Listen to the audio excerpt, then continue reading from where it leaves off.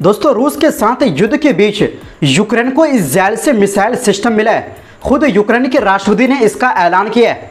वहीं रूस के विदेश मंत्री लावरोव ने चेतावनी दी है, अगर रूस पर हमला हुआ तो जवाब बेहद सख्त और निर्णायक होगा। गाजा के हालात पर भी यूएन में रूस के मंत्री ने जमकर इजरायल पर हमला बोला है। और अगली खबर में आपको बताएंगे, लेबनान से हिजबुल्लाह का ऐलान, हम अपने हथियार किसी को नहीं देंगे और अगर किसी ने रोकने की कोशिश की तो सीधा मुकाबला करेंगे। और इसी के साथ आपको बताएंगे, एक मशहूर हॉलीवुड स्टार ने गाजा में जो कुछ हो रहा है उसे नरसंहार बताया है, जो इजरायल को मिर्ची लग सकती है। तो बिना समय लेते हुए खबरों की शुरुआत करते हैं। दोस्तों, यूक्रेन के राष्ट्रपति वोलोदिमीर ज़ेलेंस्की ने शनिवार को खुलासा किया कि उनकी सेना को इजरायल से पैट्रियट मिसाइल सिस्टम मिल चुका है और इसे पहले ही तैनात भी कर दिया गया है। ज़ेलेंस्की ने बताया कि इस साल पतझड़ तक यानी सितंबर अक्टूबर तक यूक्रेन को 2 और पैट्रियट सिस्टम मिल जाएंगे। उन्होंने कहा कि उनकी सरकार के अधिकारी सितंबर के आखिर या अक्टूबर की शुरुआत में अमेरिका जाएंगे, जहां आर्थिक हालात और हथियारों पर बातचीत होगी। ज़ेलेंस्की हाल ही में अमेरिका गए थे। वहां उन्होंने यूएन जनरल असेंबली में हिस्सा लिया और अमेरिकी राष्ट्रपति डोनाल्ड ट्रंप से मुलाकात की। उन्होंने ट्रंप को बताया कि रूस की हर हरकत का जवाब दिया जाएगा, यहां तक कि अगर मॉस्को ने यूक्रेन की बिजली काटने की कोशिश की तो उसका भी सख्त जवाब मिलेगा। ज़ेलेंस्की ने यह भी दावा किया कि उनकी सेना ने 92 ड्रोन मार गिराए जो पोलैंड की तरफ जा रहे थे। वहीं दूसरी ओर रूस के विदेश मंत्री सर्गेई लावरोव ने शनिवार को नाटो और यूरोपीय संघ को सख्त चेतावनी दी है कि अगर रूस पर कोई हमला हुआ तो उसका जवाब कड़े और निर्णायक तरीके से दिया जाएगा। उन्होंने साथ ही कहा कि रूस बातचीत के लिए तैयार है, लेकिन उसकी शर्त है कि उसके अहम राष्ट्रीय हितों का सम्मान होना चाहिए। संयुक्त राष्ट्र महासभा में भाषण देते हुए लावरोव ने कहा, रूस पर लगातार आरोप लगाए जा रहे हैं कि वो नाटो और यूरोपीय संघ पर हमला करने की योजना बना रहा है, लेकिन राष्ट्रपति पुतिन ने इन उकसावों को कई बार झूठा साबित किया है। अगर रूस पर हमला हुआ तो उसका जवाब निर्णायक होगा। उन्होंने आरोप लगाया कि नाटो एशिया प्रशांत क्षेत्र में अपना विस्तार करना चाहता है। साथ ही लावरोव ने कहा कि रूस न्यू स्टार्ट परमाणु हथियार संधि का पालन उसकी समाप्ति के बाद भी 1 साल तक करेगा, लेकिन शर्त यह है कि अमेरिका भी वैसा ही व्यवहार करे। उन्होंने जोर दिया कि रूस और अमेरिका की खास जिम्मेदारी है कि इंसानियत को नई जंग की तरफ धकेलने से बचाया जाए। लावरोव ने कहा कि उन्हें लगता है कि अमेरिका यूक्रेन संकट का वास्तविक हल ढूंढने में योगदान देना चाहता है, लेकिन उन्होंने साफ किया कि किसी भी समझौते में रूस की सुरक्षा और उसके अहम हितों की गारंटी होनी चाहिए। उन्होंने ये भी कहा कि हम यूक्रेन को सुरक्षा गारंटी देने पर बातचीत को तैयार है, लेकिन कीव किसी भी तरह की बातचीत के लिए राजी नहीं है। ईरान को लेकर लावरोव ने पश्चिमी देशों की आलोचना की। उन्होंने कहा कि पश्चिम ने रूस और चीन का परमाणु समझौते को बढ़ाने का तार्किक प्रस्ताव ठुकरा दिया। संयुक्त राष्ट्र की ईरान पर फिर से पाबंदी लगाने की कोशिशें गैर कानूनी हैं। उन्होंने ये भी कहा कि ईरान की उन परमाणु सुविधाओं पर हमले जो अंतर्राष्ट्रीय परमाणु एजेंसी की निगरानी में निंदनीय है। लावरोव ने मध्य पूर्व की स्थिति पर बोलते हुए कहा कि दोहा में हमास के साथ चल रही वार्ता के दौरान हुए इजरायली हमले निंदनीय हैं। उनका कहना था कि मॉस्को उन कोशिशों से निपट रहा है जो संयुक्त राष्ट्र के फिलिस्तीन पर फैसलों को दफन करने की साजिश है। उन्होंने माना कि Gaza, Iran, Qatar, Yemen, Lebanon और सीरिया में इजरायल की अवैध ताकत का इस्तेमाल पूरे मध्य पूर्व को विस्फोट की तरफ धकेल रहा है। लावरोव ने कहा, वेस्ट बैंक को जोड़ने की इजरायली योजना का कोई औचित्य नहीं है और न ही गाजा में फिलिस्तीनियों को सामूहिक सजा देने का। वहां बच्चे बमबारी और भूखमरी से मर रहे हैं। उन्होंने कहा, हमने 7 अक्टूबर के हमले की निंदा की थी, लेकिन निर्दोष फिलिस्तीनी नागरिकों की बेरहमी से हत्या या आतंकवादी हमलों का कोई औचित्य नहीं है।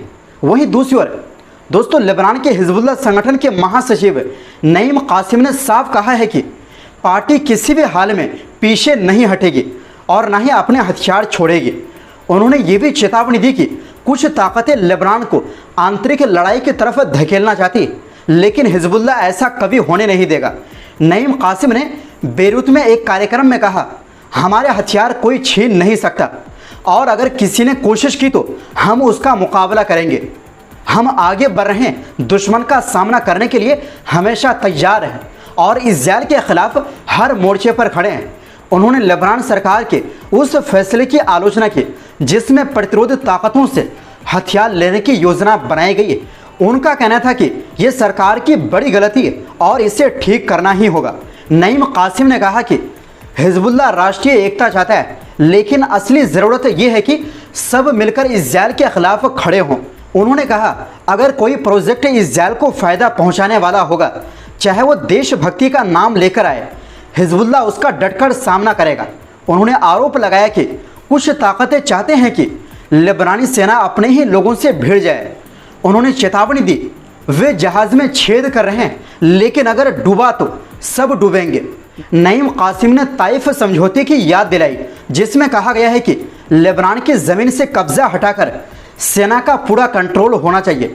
उन्होंने ये भी कहा कि लेबनान ने संयुक्त राष्ट्र के 1701 फैसले के तहत अपनी जिम्मेदारी निभाई है, अब इस्राएल को अपनी जिम्मेदारी निभानी होगी।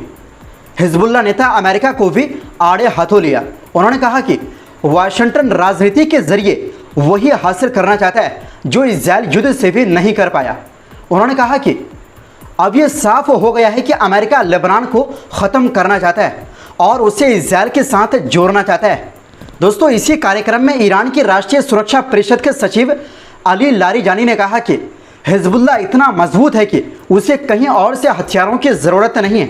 उन्होंने कहा कि अमेरिका को लेबनानी जनता के मामलों में दखल देने का कोई हक नहीं है। लारीजानी ने साफ कहा कि अगर इस्राएल ने हमला किया तो ईरान हर हालात के लिए तैयार है। दूसरी ओर लेबनान के प्रधानमंत्री नवाब सलाम ने कहा कि ईरान और लेबनान के रिश्ते आपसी सम्मान और बराबरी पर होने चाहिए, किसी भी देश को आंतरिक मामलों में दखल नहीं देना चाहिए।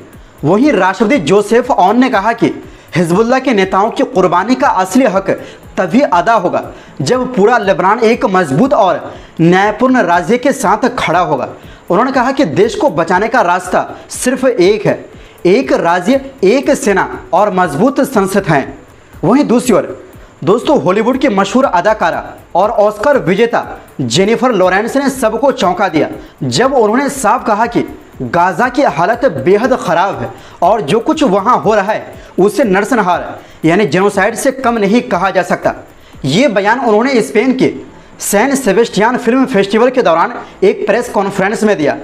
वहाँ जब पत्रकारों ने बार बार गाज़ा से जुड़े सवाल पूछे तो आयोजकों ने रोकने की कोशिश की, लेकिन सवालों के बौछार को संभाल नहीं पाए। जेनिफर लॉरेंस इस फेस्टिवल में अपने नए फिल्म के प्रमोशन के लिए आई थी। उन्होंने कहा, मैं बेहद डरी और सहमी हुई हूँ। गाज़ा में जो हो रहा है वो नरसंहार है और बिल्कुल बर्दाश्त के काबिल नहीं है। मैं अपने बच्चों के लिए डरी हूँ, हम सब के बच्चों के लिए डरी हूँ। अल जज़ीरा के मुताबिक जेनिफर लॉरेंस अकेले नहीं हैं। हाल ही में हज़ारों कलाकार और फिल्म जगत के लोग भी सामने आए हैं। 4000 से ज़्यादा अभिनेता, निर्देशक और निर्माता दुनिया भर से एक साथ इकट्ठा हुए और उन्होंने एक वादा किया है, इज़रायली सिनेमाई संस्थाओं का बहिष्कार किया जाए। इसमें फिल्म फेस्टिवल, सिनेमाघर, रेडियो स्टेशन और प्रोडक्शन कंपनियां शामिल हैं। दोस्तों, ये पहल फिल्म वर्कर्स फॉर फिलिस्तीन नाम के संगठन ने शुरू की है। इसी बीच दुनिया भर के 400 से ज़्यादा गायक और कलाकारों ने भी एक अभियान शुरू किया है। इस मुहिम का नाम है नो म्यूजिक फॉर जेनोसाइड, यानी नरसंहार के लिए कोई संगीत नहीं। इसका मकसद है इज़राइल के खिलाफ एक वैश्विक सांस्कृतिक बहिष्कार करना।